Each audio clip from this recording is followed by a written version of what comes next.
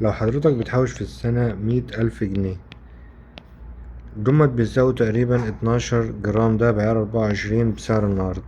بعد سنة هتلاقي نفسك ان انت بتحوش 200,000 جنيه، بس في نفس الوقت بيجيبوا هما ال 12 جرام ده. ليه الكلام ده؟ لان في حاجة عندنا اسمها التضخم، ده القاتل الصامت اللي بيقضي على فلوسك اول باول. الفلوس اللي واقفة ما بتتحركش بتخسر قيمتها كل سنة. اي نعم، المبلغ في محفظتك زاد بعد سنتين، بعد ما كان بقى معاك 100,000 بقى معاك 200,000، ولكن في نفس الوقت القيمة الشرائية للمبلغ انخفضت.